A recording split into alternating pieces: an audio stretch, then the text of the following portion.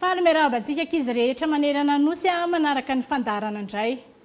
Dia mbola i madame Faneva sy madame Sitraka no hiaraka aminareo hanao ny taranja fimoma androany.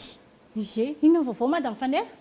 Ty fandarana vaovao be ty dia ny KILASY POUR TOUS. Tsara kosa izany ko. Tena mahafinaritra be io Fa na zany ary ankizy dia mbola manentana anareo ihany ako. Aza mbola mivoaboaka aloha dia mijanona ao an-trano mihaino ihany koa vaovao. Lesontsika mahakasika ny fampahalalam baovao. Ito ny lohateny lesontsika anio. Enina indray ary ny fitaovana mety azahoana izany vaovao izany madame Faneva? Misy an'ilay fitaovana ahafahantsika mifampiresaka. Inona ilay izy ry madame Sitraka? Ie, fahita lavitra. Io jerenareo io izany. Ray izay dia misy koa fitaovana anankiray ihainoana tantara dia ampiasaintsika indray ny inona? Inona ary izay raha fantatrareo ankizy? Tsy inona izany fa ny radio. Rehefa ohatra indray aho hoe tia hamakivaky hihaino vaovao dia ampiasaiko indray ny inona re? Inona ary izay? Dia tsy inona izany ankizy fa ny gazety izay dia hitantsika eto amin'ny solaitra be ihany koa. Fa amin'izao fivoarana izao izay tsy mitsahatra mivoatra tokoa dia misy fitaovana anankiroa ampiasainy hahainoana ihany koa ny vaovao.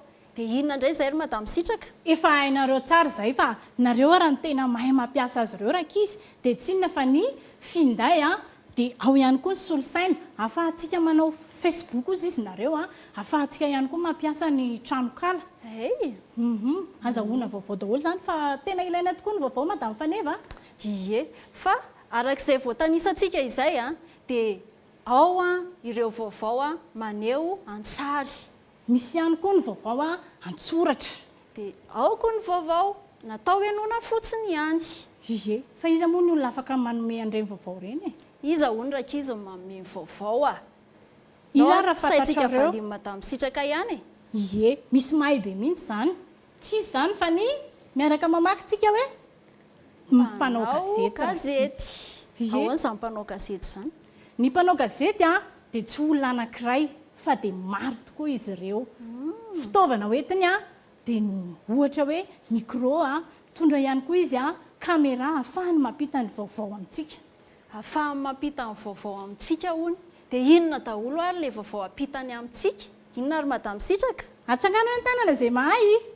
Ie, misy ny vaovao ara-tsosialy. Misy koa ny atao hoe ara-toekarena. Dia misy koa ny vaovao ara-panatanjahantena sy ny vaovao ara-kolotsaina. Dia ny vaovao ara-kolotsaina mahakasika ny haren-tsaina, mahakasika ny soatoavina ohatra hoe ny boky, ny hira, ny mozika sy ny sisa. Ary aza adino fa ao anatin'izany ihany koa ny vaovao ara-politika. Ary amin'izao fotoana izao dia tsy adino ihany koa ny vaovao ara-pahasalamana.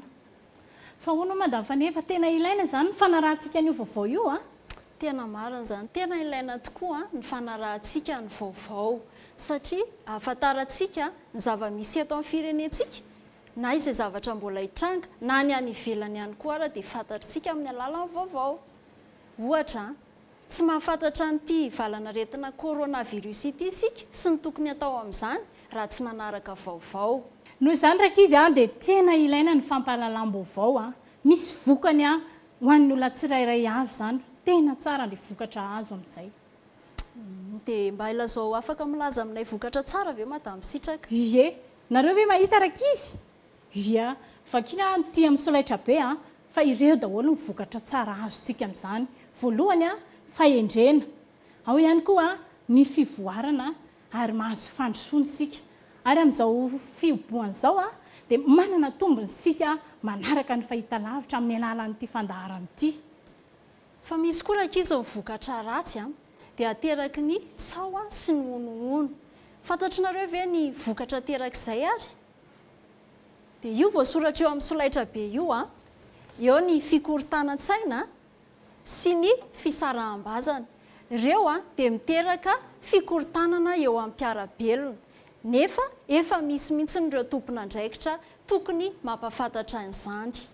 Misy mihitsy madame Faneva le miteny hoe ozy ihany na hoe honono hoe dia manao an'izay tena ianareo zay rakizy reny resaka onoony reny a reny zany tokony a ho fakafakaina mialohan'ny andraisantsika ny vaovao tena marina zay a izao ary rakizy a mahaiza miheno vaovao tsika ndeha hanaraka vaovao fa so iombonana zany rakizy dia iny lesony indray mamarana ny lesontsika anio a mahakasika ny fampahalalam-baovao dia amin'ny manaraka indray zay a fanomey fotoana aminareo eto dia mandra-pioana indray rakizy